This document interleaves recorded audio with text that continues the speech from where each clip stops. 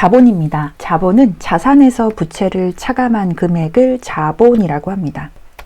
기업의 자산에 대한 소유주의 지분을 자본이라고 하는데 기업의 형태에 따라서 기장하는 방법이 다릅니다. 기업의 형태는 개인기업과 주식회사가 있고 개인기업의 자본 개념과 주식회사의 자본 개념은 다르기 때문에 회계처리 문제가 어떻게 다른지 학습해 보도록 하겠습니다. 자본의 회계처리 첫 번째, 개인기업의 자본입니다.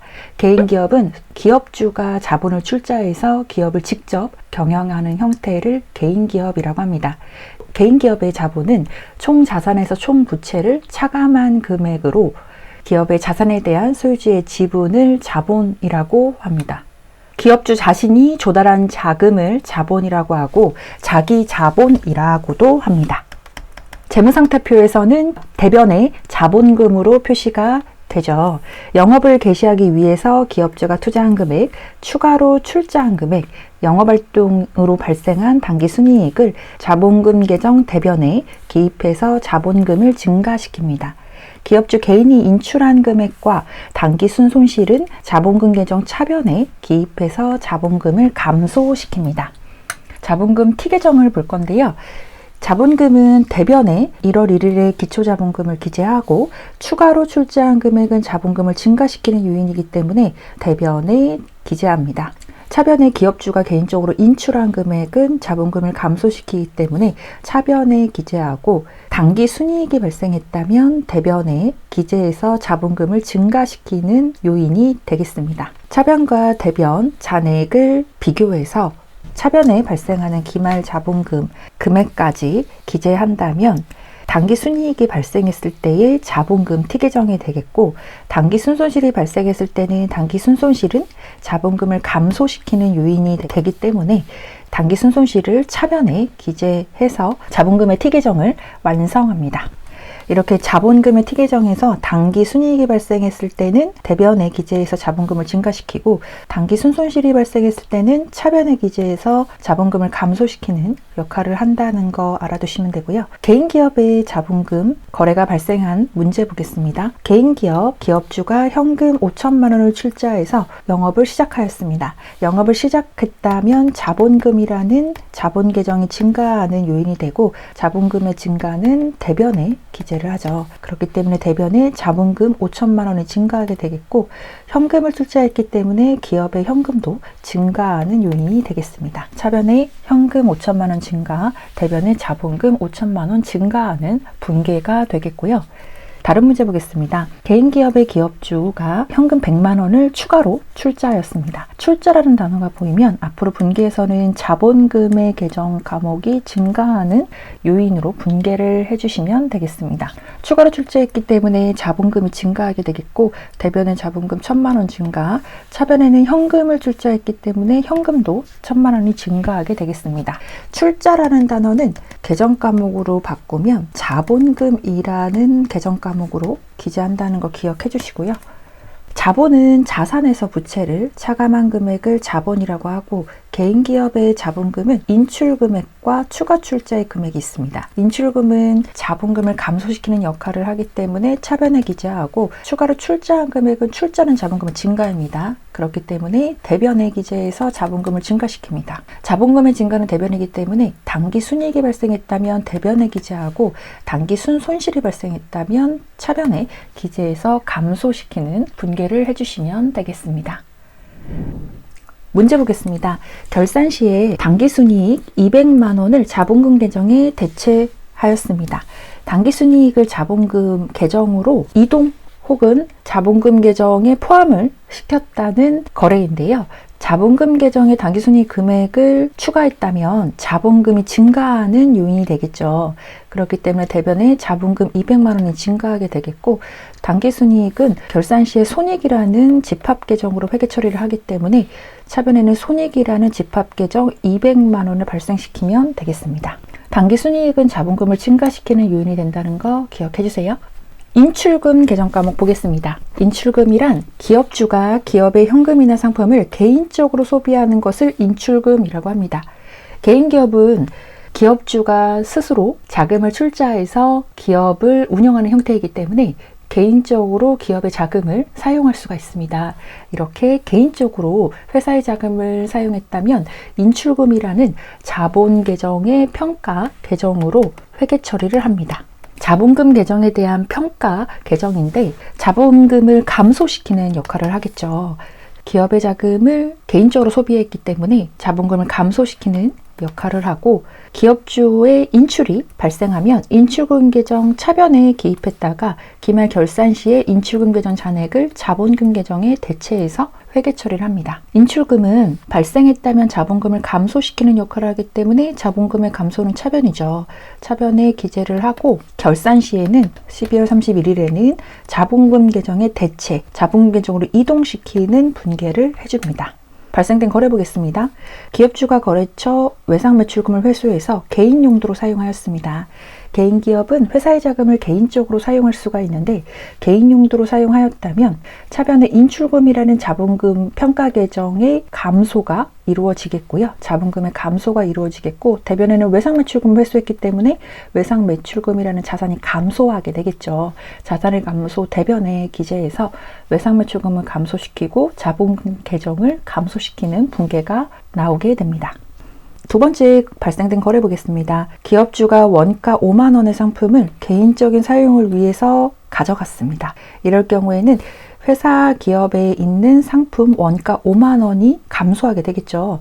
대변에 재고자산의 감소 5만 원 발생하겠고, 차변에는 개인적인 용도로 위해서 썼기 때문에 인출금이라는 자본금 계정의 감소도 발생하게 되겠습니다.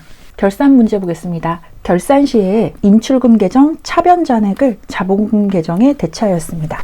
대체는 이동을 시키는 분계라고 생각하면 되는데요. 인출금 계정의 차변 잔액을 자본금 계정으로 이동시키는 분계입니다. 그렇기 때문에 인출금 계정 차변에 있는 것을 이동한다면 인출금은 대변으로 이동하게 되겠죠. 반대 계정으로 인출금이 이동하게 되겠고, 차변에는 인출금이 자본에 대한 임시 계정으로 생각하시면 되는데요. 임시 계정을 정리하는 문제이기 때문에 자본금 계정에 대한 평가 계정 차변에 자본금이 실제로 감소하는 결산 분계가 이루어지겠습니다. 자본금 계정을 실제적으로 감소시키고 대변에는 인출금이라는 임시 계정을 정리하는 분계가 되겠습니다. 사례 문제 보겠습니다.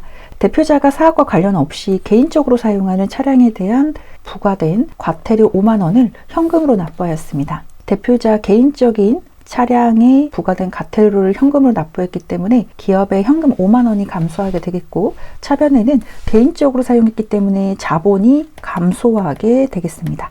자본금 계정의 감소인데요. 감소는 차변에 발생하게 되죠. 그렇기 때문에 차변에 인출금이라는 5만 원 자본금 계정의 평가 계정이 감소하게 되겠습니다.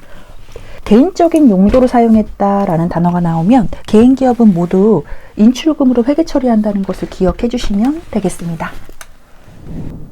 주식회사의 자본입니다. 주식회사의 자본은 전산회계 2급에서는 분계 문제보다는 개념 문제가 가끔 등장하긴 하는데, 분계 문제는 전산회계 1급에서 등장하기 때문에 주식회사의 자본은 계정 과목의 종류를 보는 개념 형식으로 설명하겠습니다. 주식회사의 자본입니다. 주식회사의 자본 구성은 자본거래에서 발생한 자본금, 자본잉여금, 자본조정, 손익거래에서 발생한 기타 포괄손익 누계액, 이익잉여금, 이렇게 5가지로 구분됩니다.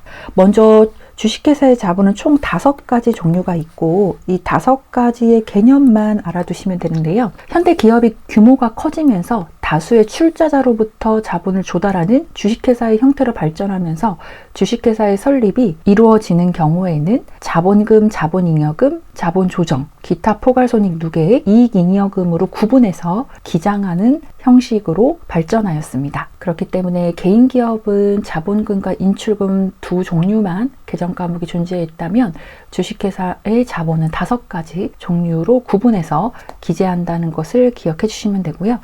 먼저 자본은 순자산이라고도 하기 때문에 개인 기업과 마찬가지로 자산에서 부채를 차감한 잔액을 자본이라고 합니다. 계산하는 형식은 개인기업과 동일한데 자본을 분류해서 구분시켜서 기재하는 방식이 개인기업과는 차이가 있는데요. 먼저 자본금 계정을 보면 주식회사는 주식을 발행하면 발행한 주식수에 1주당 액면금액을 곱해서 자본금 계정의 대변에 기재합니다. 법정 자본금은 발행 주식수의 한 주당 액면금액을 곱해서 자본금을 계산을 하고 자본금이 발생하면 대변에 기재해서 증가시키는 분계가 필요하게 되겠죠. 주식회사의 발행은 1급에서 액면 발행, 할증 발행, 할인 발행에 대해서 주식 발행 방법을 배우게 될 텐데 전산회계 2급에서는 자본금의 계산은 발행 주식수의 1주당 액면금액을 곱한다는 개념 정도만 알아두시면 되겠습니다. 두 번째 자본잉여금입니다. 자본잉여금은 기업의 주된 영업활동과는 관련이 없고 주식을 발행시키거나 주식을 늘리거나 감자, 사업 규모를 축소시켜서 자본금을 감소시키거나 이러한 자본 관련 거래에서 발생하는 잉여금을 기입하는 계정을 자본잉여금이라고 하는데 자본잉여금은 주식회사를 늘리거나 줄이는 방식으로 주주와 자본 거래에서 발생한 남는 돈, 잉여금이 되겠습니다. 자본금의 종류로는 주식을 발행했을 때 초과되는 금액, 주식 발행 초과금, 감자를 시켰을 때 발생하는 이익인 감자 차익, 자기 주식을 처분했을 때 발생하는 이익인 자기 주식 처분이익 이렇게 세 가지 계정 과목이 있다는 거 기억해 주시고요. 세 번째 자본 조정입니다.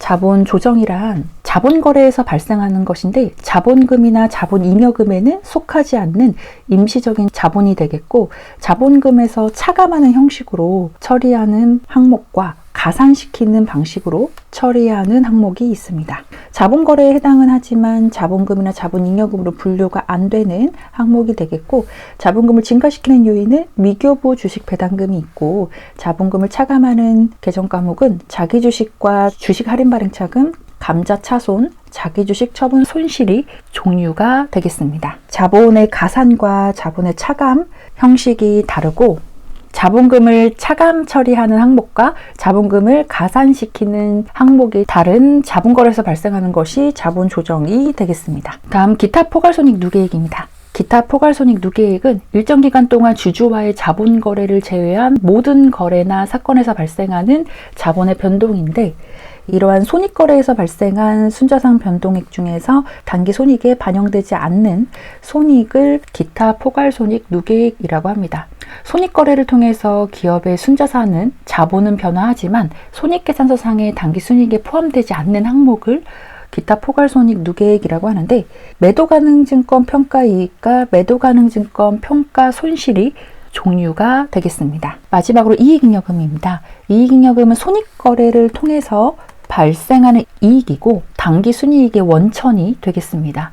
이익잉여금 중에서는 주주한테 배당을 하고 남은 금액을 미래의 손실을 대비해서 기업에 남겨두는 형식으로 이익준비금, 사업확장적립금, 감채적립금, 별도적립금, 퇴직급여 적립금, 미처분 이익잉여금 종류가 이렇게 있는데 영업활동을 통해서 얻은 이익을 회사 내에 유보해서 축적시키는 남는 돈, 영업활동으로 얻은 이익을 남겨놓는 형식으로 생각하시면 되는데요. 대부분 적립금으로 계정 과목이 끝나죠. 적립해 놓는 돈을 이익잉여금이라고 하겠습니다. 이렇게 전산회계 2급에서는 회계 처리보다는 자본의 항목 중에서 각각에 해당하는 계정 과목의 종류를 묻는 문제가 등장하기 때문에 개념 정도와 각 항목에 해당하는 계정 과목의 종류를 알아두시면 되겠습니다. 전산회계 2급에서 중요한 것은 자본금의 계산 방식인데요. 주식회사의 자본금은 1주당 액면금액에 발행한 총 주식 수를 곱한 금액을 자본금으로 계산합니다. 액면금액 곱하기 발행 주식 수가 되겠는데요. 발행한 주식 수 곱하기 한 주당 액면금액을 곱해서 자본금을 계산합니다. 자본금은 전기, 기초가 대변에 발생하고 기말이 12월 31일, 잔액은 차변에 발생하게 되겠습니다. 증자액은 자본금을 증가시키는 요인이기 때문에 대변에 발생하고 감자는 자본금을 감소시키기 때문에 차변에 기재해서 티계정이 이루어지고 자본금의 계산 공식은 발행한 주식수 곱하기 한 주당 액면금액이 가장 중요하기 때문에 기억해 주시기 바랍니다. 재무상태표와 손익계산서의 관계를 보겠습니다. 만약 당기순이익이 발생했다면 당기순이익은 영업활동의 결과로 생기는 이익을 이야기하겠죠. 영업활동의 결과로 이익이 발생했다면 재무상태표에서 계산한 당기순이익과 손익계산서에서 계산한 당기순이익의 금액은 같습니다. 일치하게 되는데 재무상태표의 T계정을 보면 자산은 차변에, 부채와 자본은 대변에 기재하고 자본은 기초자본금과 영업활동을 통해서 발생된 결과인 이익을 합산해서 기말자본금을 구성합니다. 그렇기 때문에 재무상태표는 기말자산과 기말부채, 기말자본으로 구성이 되어 있는데 기말자본은 기초자본의 영업활동으로 인해서 생긴 당기순이익을 더해서 구성된다는 거 기억해 주시고요. 손익계산서는 대변에 총수익이 발생하고 차변에 총비용이 발생하고 총수익과 총비용의 차액인 당기순이익을 계산을 해서 손익계산서를 마감합니다. 이때 발생한 손익계산서의 당기순이익과 재무상태표상의 당기순이익은 일치한다는 거 기억해 주시고 손익계산서에서 발생한 당기순이익은 재무상태표 기말자본금 계정에 대체시켜서 기말자본액을 구성한다는 거를 기억해 주시면 되겠습니다. 만약 당기순손실이 발생했다면 당기순이익과 마찬가지로 재무상태표상의 당기순손실과 손익계산서상의 당기순손실은 일치하게 됩니다. 재무상태표에서 기말자본에서 당기순손실이 발생한 것과 손익계산서에서 발생한 당기순손실은 금액이 일치하게 된다는 것, 손익계산서에서 계산된 당기순손실을 재무상태표의 기말자본금 금액에 대체시켜서 구성한다는 거 기억해 주세요. 문제 보겠습니다. 다음 중 개인기업의 자본금 계정에 영향을 미치는 거래가 아닌 것은 분개를 해볼 건데요. 1번 보겠습니다. 영업용 비품을 구입을 하고 대금 현금으로 지급했습니다. 그렇다면 차변에 비품이라는 유형 자산이 증가하게 되겠고 대변에는 현금이라는 당좌 자산이 감소하게 되겠는데 차변의 자산의 증가와 자산의 감소는 자본금 계정에 영향을 미치지 않게 되겠습니다. 동일한 금액으로 증가했다가 동일한 금액으로 감소하기 때문에 자본금 계정에는 아무런 금액의 변동이 없게 됩니다. 변동이 없기 때문에 자본금 계정에 영향을 미치지 않아서 답은 1번이 옳지 않은 거래가 되겠습니다. 자본금 계정에 영향을 미친다면 자산과 부채, 자본 중에서 변동된 금액이 있어야 하는데 1번 같은 경우에는 차변의 자산 증가했다가 대변의 자산 감소했기 때문에 어떠한 금액의 변화가 없는 분개가 되겠습니다. 1번이 자본금 계정에 영향을 미치지 않는 거래가 되겠고요.